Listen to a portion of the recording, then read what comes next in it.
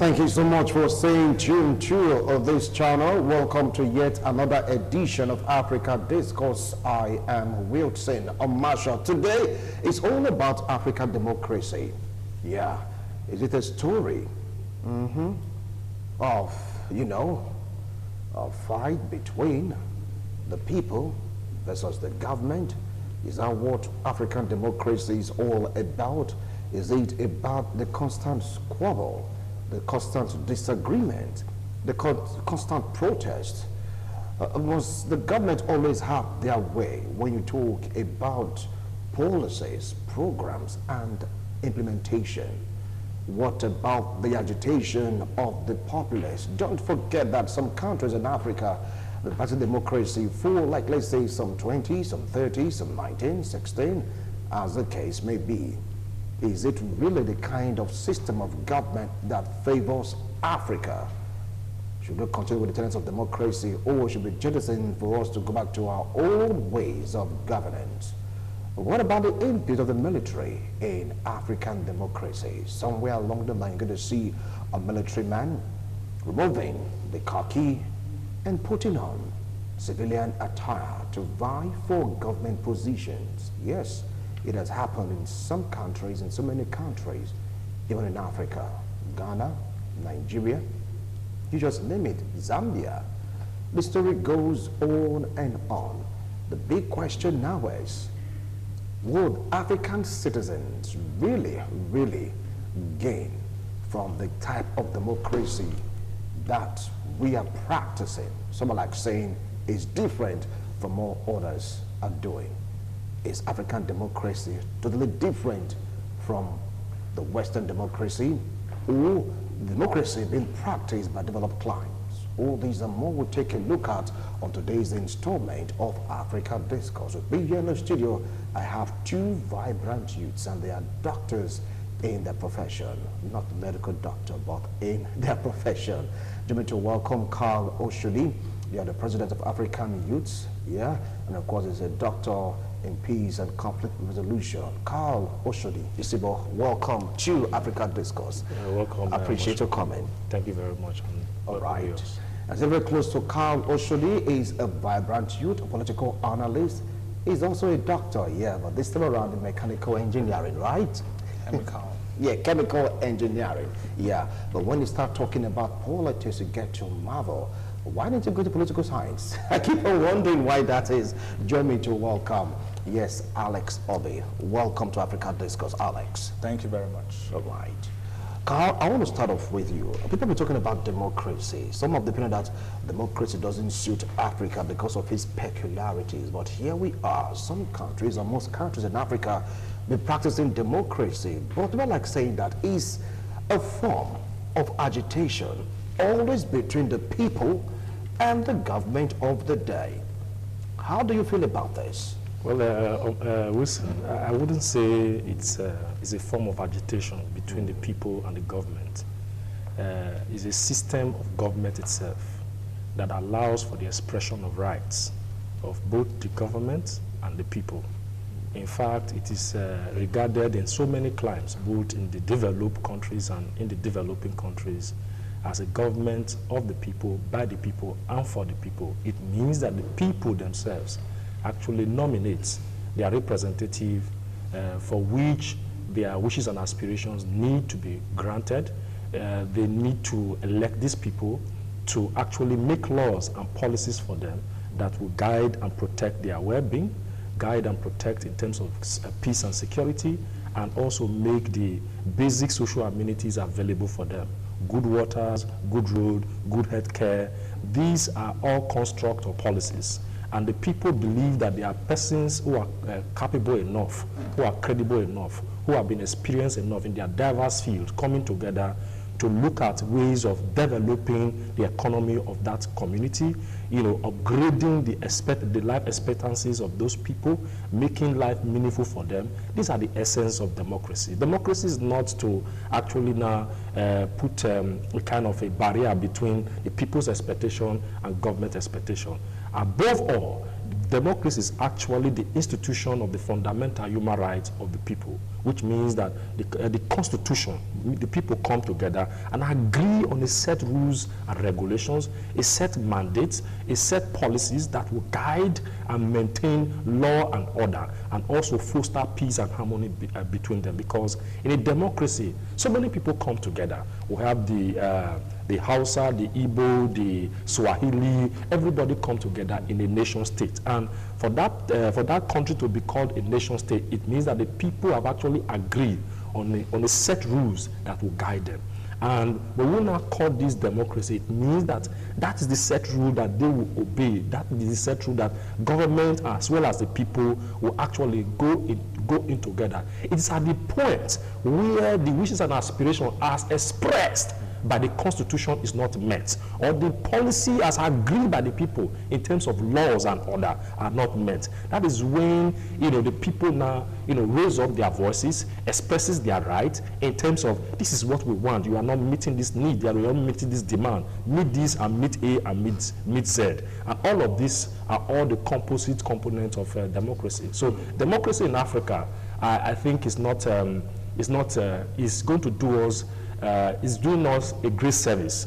What we need is actually to begin to develop the consciousness and mindset of the people who are actually going to be at the helm of affairs, leading us to make the right rules, to make the right decisions for the benefit and the overall advantage of the people. All right, thank you so much, Carl, for giving us a solid foundation for this discourse, Africa Democracy, a story of people versus the government. Alex, you've heard him.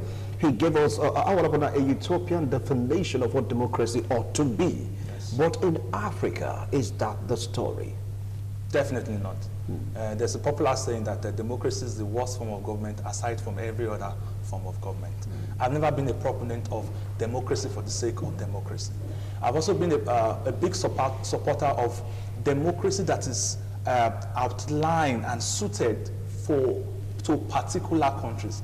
I don't like the case where most African countries or third world countries copy democracy from Western nations, hook, line, and sinker without any kind of modification that would suit the nature and the structure of their society. What is very common over here is autocracy in the disguise of democracy. Autocracy in disguise of democracy, yes. Okay? Democracy just for the sake of democracy. It's very popular around there. In most African countries, democracy is very expensive, and it's all about elections. And what are these elections? Elections that bring in the elite and all that. And I think one of the major problems why this issue about the people versus the government is very prominent in Africa and other countries is that people are looking for a democracy that comes with dividends. Because a democracy without dividends, a democracy without all the other qualities like human rights, respect for constitution, development, growth, doesn't make sense. It doesn't help anybody. Rather, it just helps to perpetuate the elite in power perpetually. We are in a country like Nigeria, the elections most of the times may not be free and fair. Elections are very expensive. You have a party system that stifle out right and qualified people. Look at the party system in Nigeria. It's very expensive. Coming out as a candidate, you understand the cost of such elections. And what happens in this part of the world is that to get to any elective position, the prospective candidates make all kinds of agreements, and they come into office with all kinds of baggage. in such a way that when they are now there, they can't really perform. There's also the problem of structure. You know, there's this popular saying that if you bring the best persons outside Nigeria, that you think they are doing well in the Western world or in countries where the rule of law is respected, with this kind of structure, they are bound to fail. So there's a structural problem, there's a people problem, then there is a problem of the elite who have seen democracy as even a better veritable tool to perpetuate their greed in power.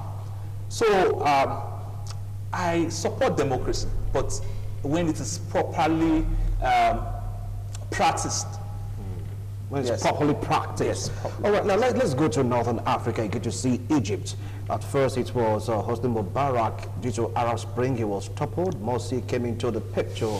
He was toppled also by the people protest, people versus government. And now we have an Al-Sisi, Balak, saying that he's treating, or will I say handling Egypt with iron fists. You get to see pockets of protest, but able to, like, you know, put them under control through forceful dispensation using the military. If we come down also to Mali, the story is not different. Ivory Coast, you all know the story about a certain people came out to protest against it, but still, the government of the day, they had their way. The election came up, and of course, ruling party carried the day. What about Ivory Coast? The story is still there. Go to Cameroon. Wow, you all know the story. Now, people like saying that in democracy, when you talk about Africa, there's always this thought of autocracy, like what he rightly pointed out. Carl, what do you feel about that? Well, you see, the reason why I gave a prelude of Ethiopian definition or analysis of democracy, so that we can progress we don't progress in error. Yes. We are in same track. Now, democracy, unfortunately, in Africa has not been given a fair demonstration as it required to actually guide the solidarity, peace, and security, as well as development of the people.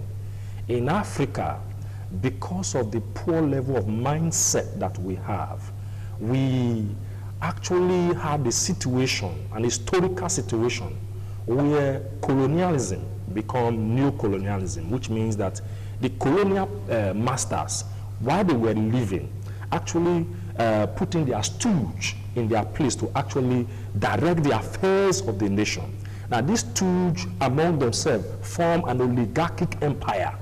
Now, this oligarchy is now some of the characteristics of aristocracy he was talking about, where you now begin to see where they are devising different strategy and means, not just only to subdue the wishes of the people, but actually to steal the mandates of the people, to steal the wealth and the common patrimony of the people. Now, stealing is not even the issue now. Corruption is not even the issue now. But when there is a divide between the feelings of the people and the feelings of the leaders, whereas you will not ask, are the leaders and the people different? No, they are not different.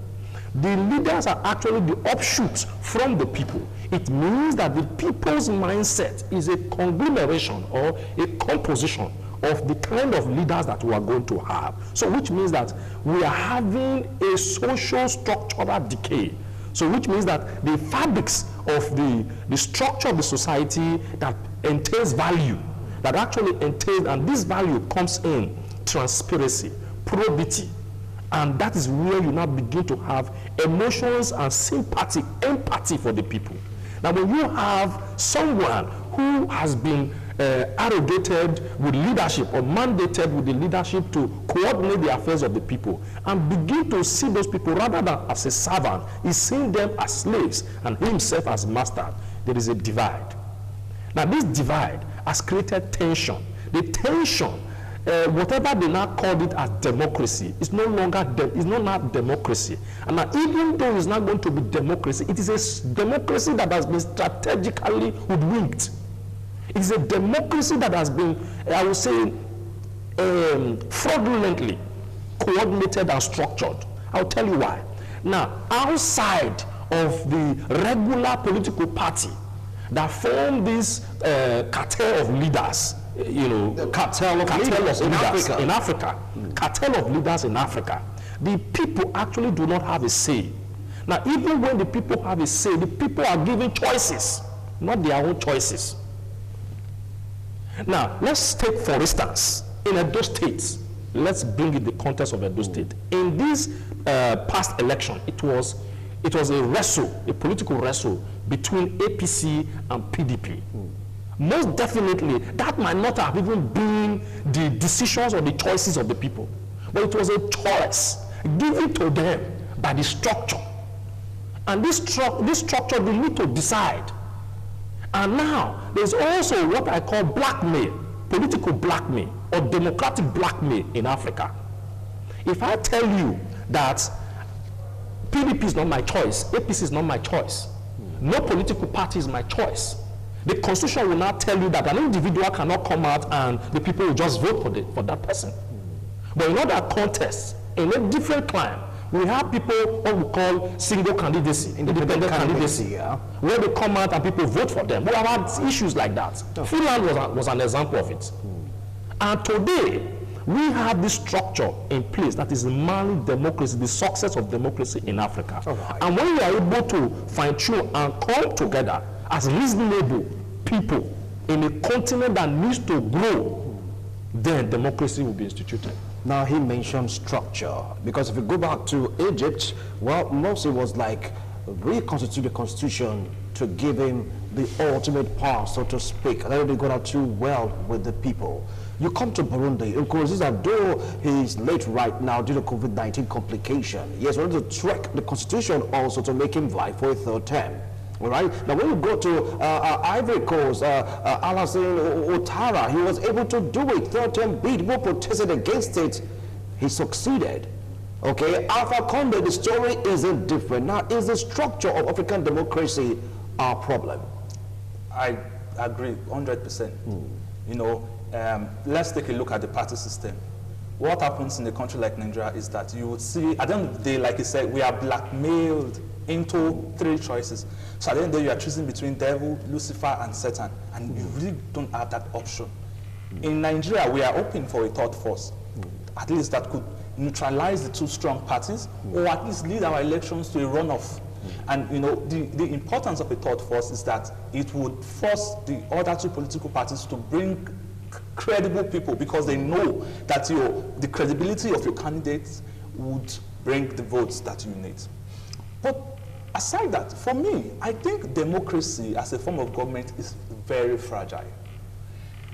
And democracy is predicated most times all over the world on the fact that the people that are sent to office are reasonable, capable, and have the heart of the people in mind.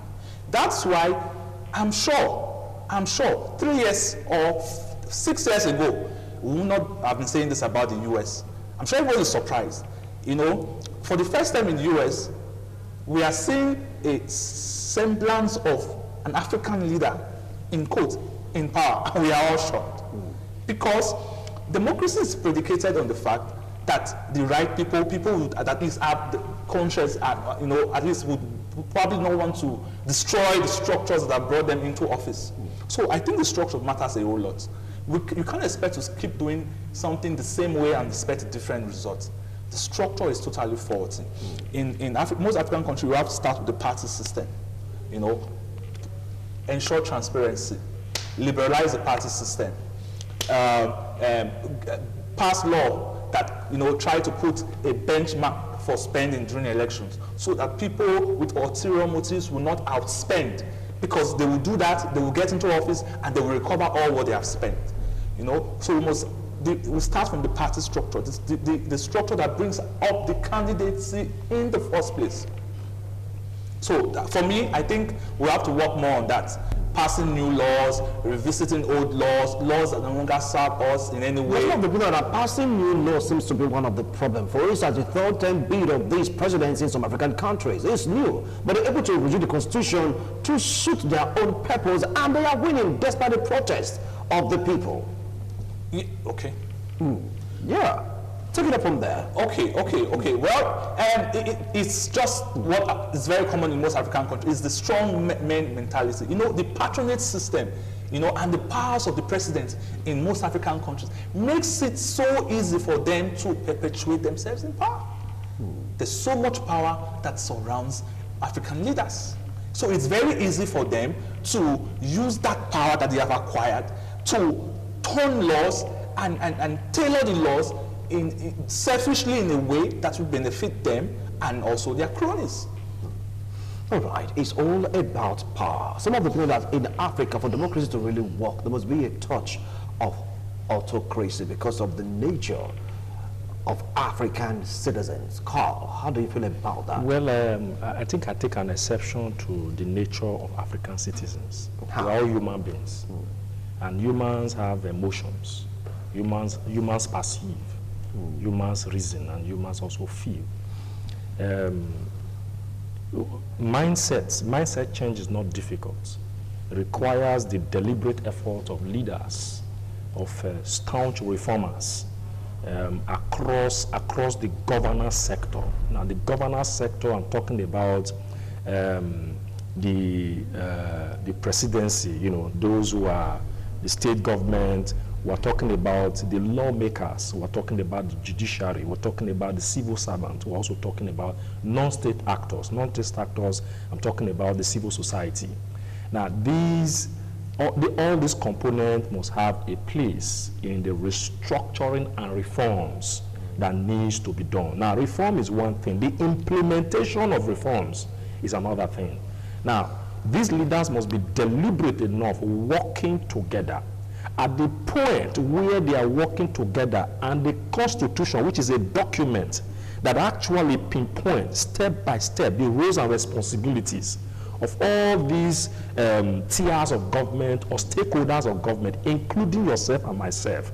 Now, when there is a pause or when there is a fraudulent blackmail by the Constitution to benefit one and actually at the disadvantage of the other, now what the people now need to do is that there is a process. This process should be legitimate enough, should be constitutional enough. But again, if the Constitution now also subverts the wishes and aspirations of the people, it therefore means that the aspirations of the people is no longer the Constitution. The Constitution is against the people, and the people is against the Constitution. In that process, you know, it is no longer democracy.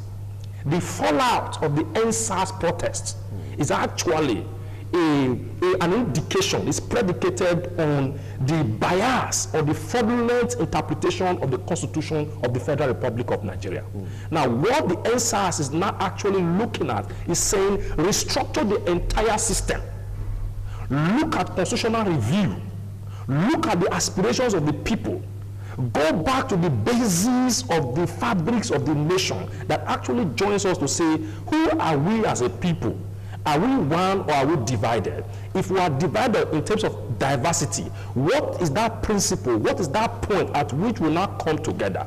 Now, when we come together, now that is in the context of Nigeria. In the context of Africa, there have been so much so of disarray between the people and their leaders.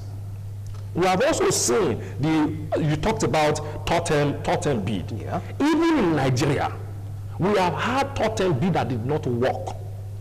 We have also had totem bid in Cameroon, for instance, our neighbor, who has worked over and over and over again. We have a president, a sit-tight president. Now, all of these things is a way of saying, is democracy really working in Africa?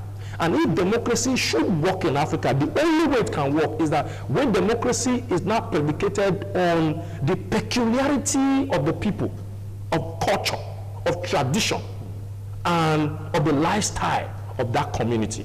So you now look at social engineering of reforming the concept of democracy in the African context. Wow. Interesting. Now, what really struck a chord in me was when we talked about blackmail of the Constitution. The Constitution is blackmailing the people. In this contest, is it the fault of the Constitution or the persons in charge and governors are really using the Constitution to blackmail the people? Alex. Yeah, that's why I stated at the beginning that democracy is fragile and it has its own shortcomings. It's not even, that's why that's popular saying that it is the worst form of government aside from the fact that it's better than every other form of government. There is predicated on the fact that those who we have entrusted to power should have the right intentions and should be selfless. If it happens that that's not the way they view these things, then that country or that society is a big mess. For me, I think we have to focus more on the structure of governance. Now, but at this stage, I'm in a vexing conundrum. At one point, I'm saying, please don't give African leaders too much power. And at the same time, I'm saying, the structure of African society, you need powerful leaders to move any idea, any program. So I think we should work more on our checks and balances, the checks and balances, so that those with the wrong intention, it will be difficult for them to implement whatever evil intents that they have. So I think checks and balances, strengthening the judiciary, strengthening the legislative, funding, things as simple as funding. What plays the piper tells the tune. So when the judiciary, for example, is not independent in funding, when they still have to go caps in hand to beg for basic funding, how do you expect the judge to act independent? Let me even cite another example. In this country, the procedures for nomination of judges, the procedures for growth of judges in Nigeria is so tied to the government that it can almost breed up a patronage system. So I'm talking about growth of judges, I'm talking about funding of judges. What about the State House of Assembly, those who are supposed to do the oversight functions and check the executive? How do they get their fundings? Who signs the check? Imagine an House of Assembly that is not cooperative with the, by cooperative, I mean in quotes, to the evil intent of the person in power. I'm sure they will be broke throughout that whole tenure. So improving our structures, improving especially in institutions that promote checks and balances. That's why in the Western world, it's not as if, like my brother said, people are people. It's not as if there's really nothing different about this and that. It's because the checks and balances and institution will not allow those even with evil intention flourish or prosper or bring up their evil machinations to pass. Wow. We'll take a look at African democracy, a story of people versus the government. That is the topic for discussion today. People have various opinions about African democracy. Some of the opinions that look for African democracy to thrive, there must be a touch of autocracy. Some of the opinion that constitution is being subject to so many manipulations that it starts acting against the people. Others opinion that look, if really African democracy is to work, sometimes you may need the touch of the military. We'll be right back after this break to continue with the discussion. Do stay with us.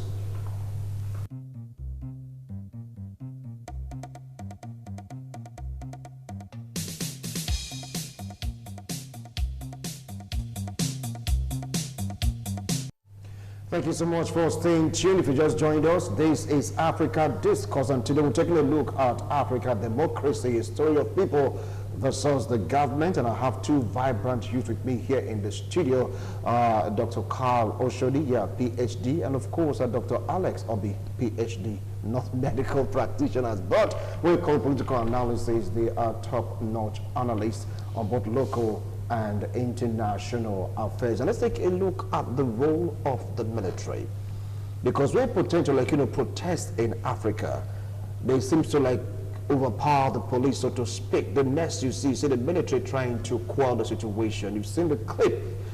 Military, are they important ingredient to democratic dispensation in Africa? Carl.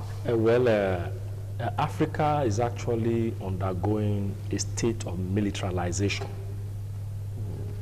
Every individual or every African has a militarized consciousness. It's not because they are scared. Otherwise, we would have had a dummy continent. We still have situations where in the worst climes, as Burundi, as Mali, as Burkina Faso, as Cameroon, we are having uprising of people agitating against their leaders. Even when their leaders deploy military forces to subdue their aspirations, they still resist this subdue. That means that the contest of military leadership on the continent has served more harm than good. Democracy is a process. Democracy is a system that has to do with, when this one failed today, what do we do? It means that is why there are tenures. Because you have not succeeded in your 4 years. 4 years was given to you to look at gray areas of policy implementations, of making life meaningful for the people, of giving the people the expected basic amenities, such as the expression of rights and the protection of life and property. When that is given, you will now see that the normal economic development will increase. When you see industrialization on the continent will boost. A typical example today remains Rwanda and Morocco. Over the years, Morocco remains the only country in Africa that is debt-free. When you go to Morocco, you go to the hinterland, they have the basic social amenities for their people. Look at Rwanda. Rwanda in 1994 was a deserted place, plagued by war. Today, Rwanda is referred to as the Dubai of Africa, using Kigali as a prototype of an emerging industrial digitalized nation. They are using it as a prototype. Not even Johannesburg, Cape Town, and Sandton has the beauty and the infrastructure in terms of, compelling evidence of people's prosperity growing. Kigali is the only place, or Rwanda is the only place where you do your business in a safe haven. They still remain the only place where they don't need to monitor you when you get into their country. It's a visa on arrival. They still have the only place where they welcome all Africans. Why? Because they believe that the exchange of talent and ideas will help in fostering their economic development.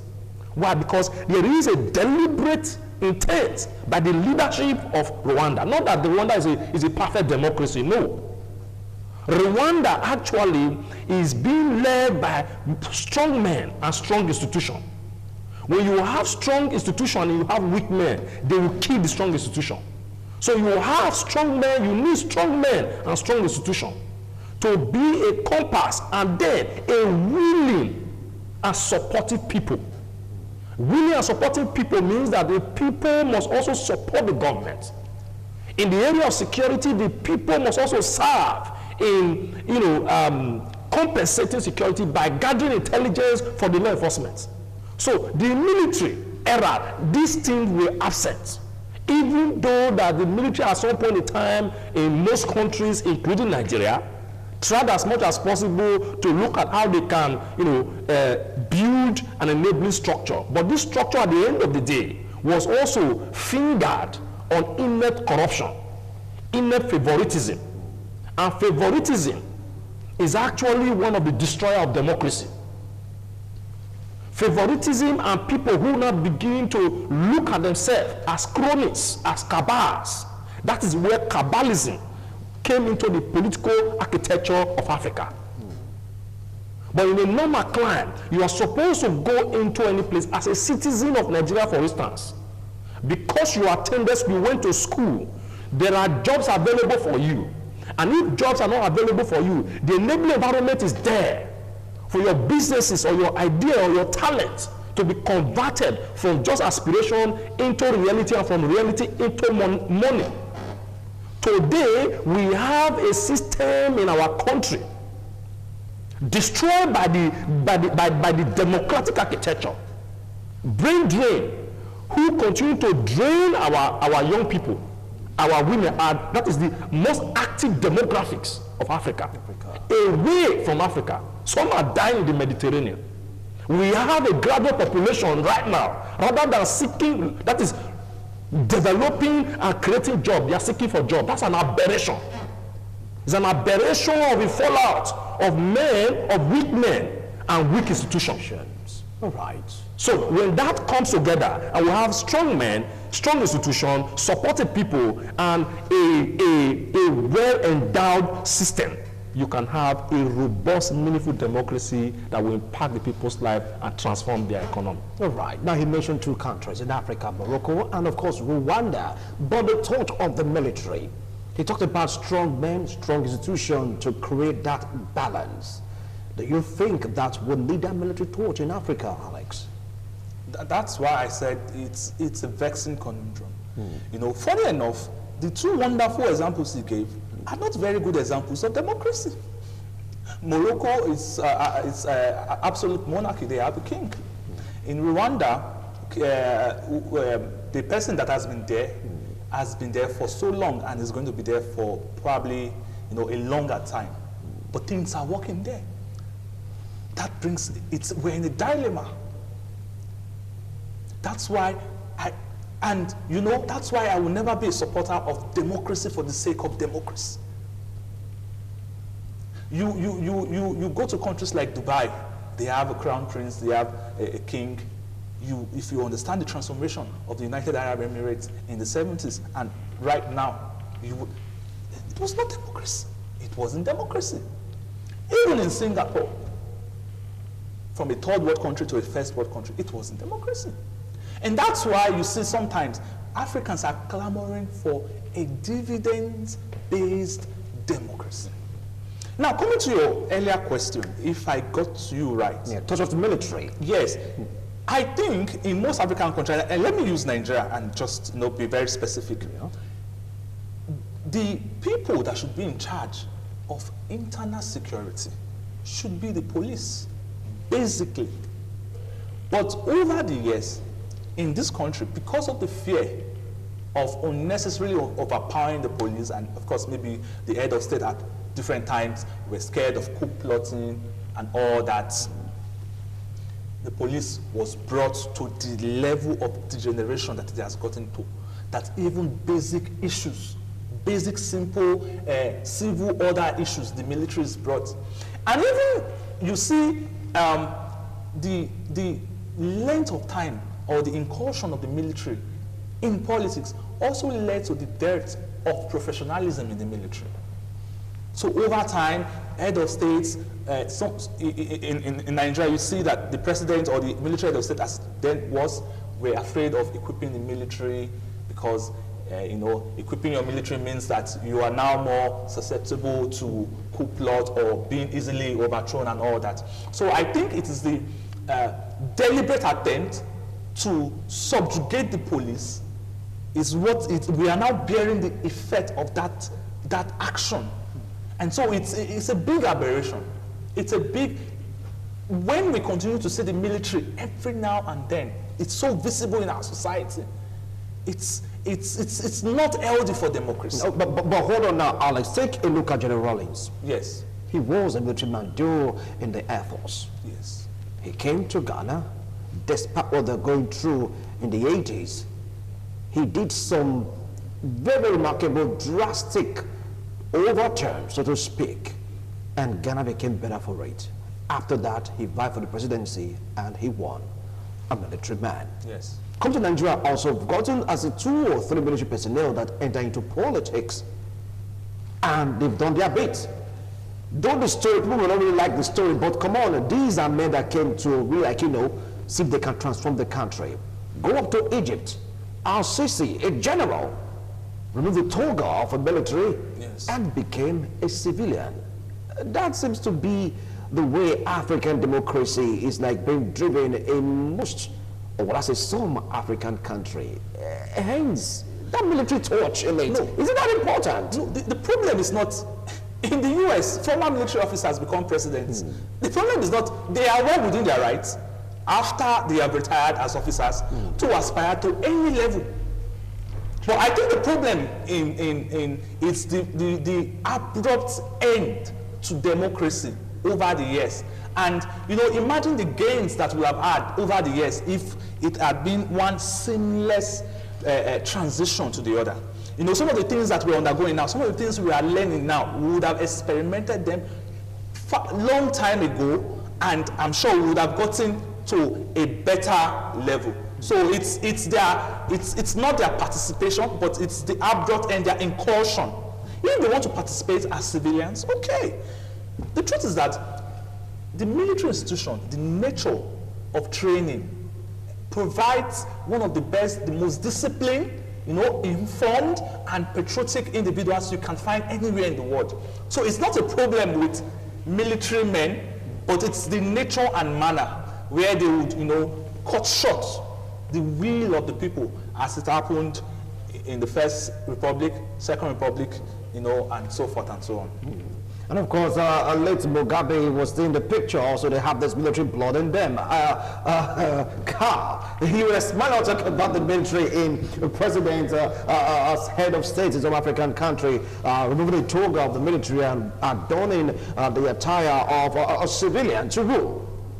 Well, as long as they are no longer in the military, they are within the ambit of their rights.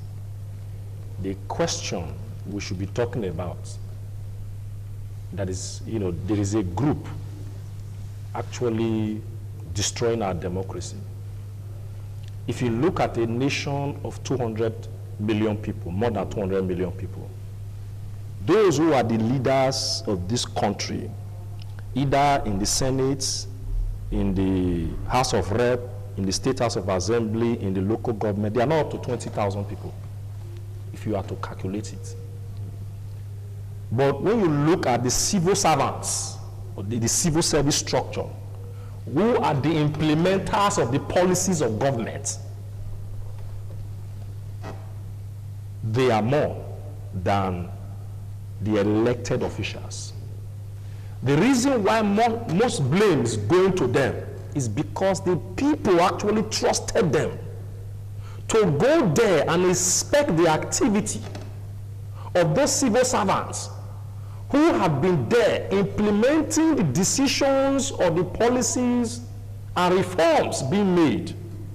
Oftentimes, because of their incapability and incapacity for so many obvious reasons, they don't fulfill those promises.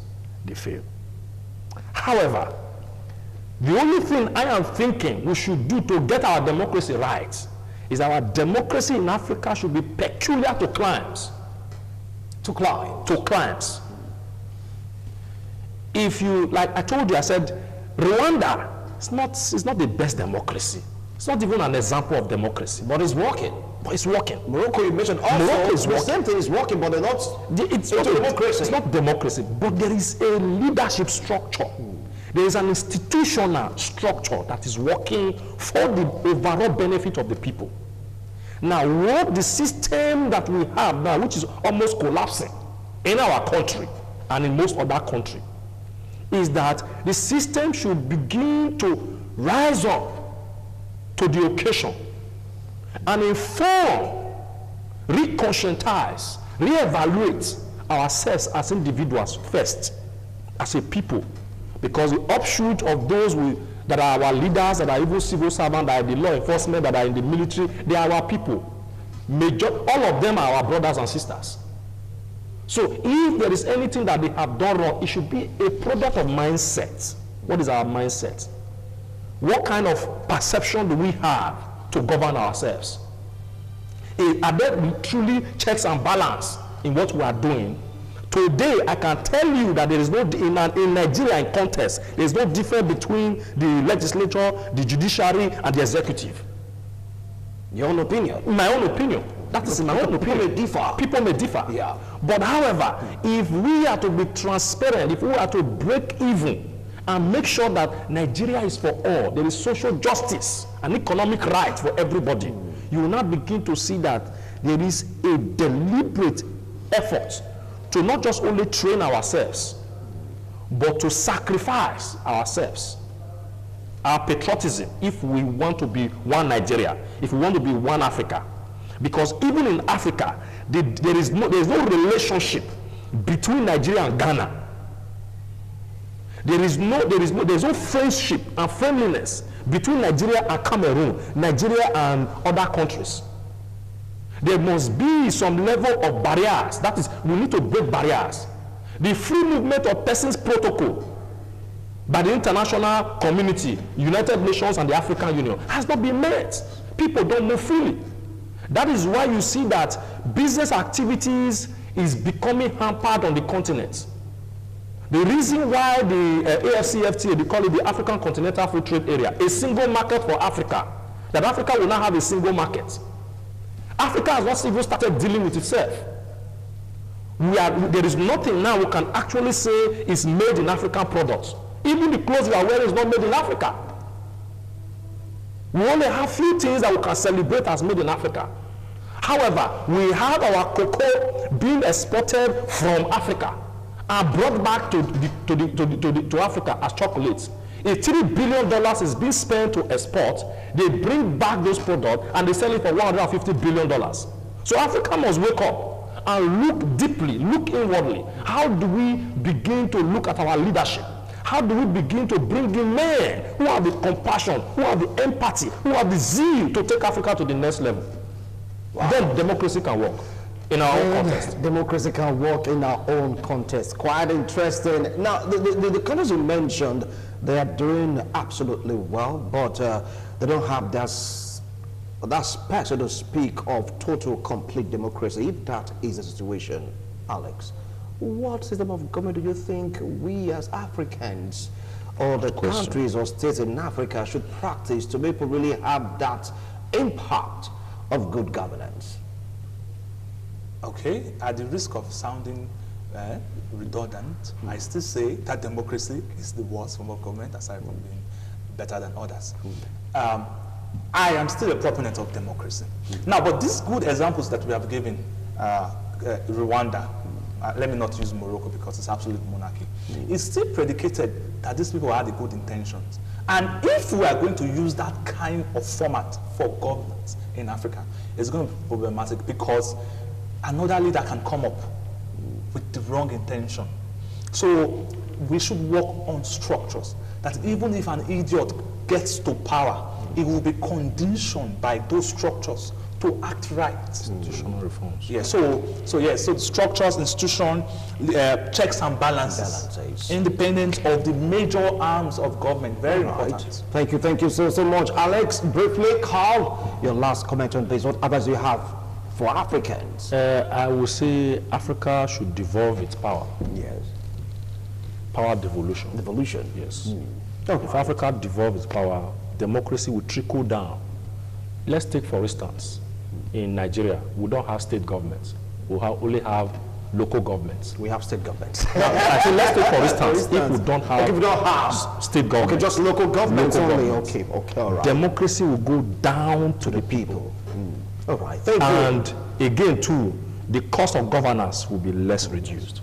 So take out the state government, just work with the local government directly. Thank you so much, gentlemen. I appreciate your wonderful analysis for almost 1 hour taking a look at this topic. So much revelations were, made.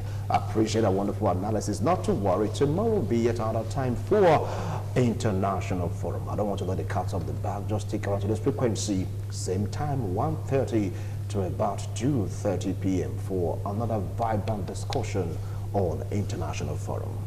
Bye for now.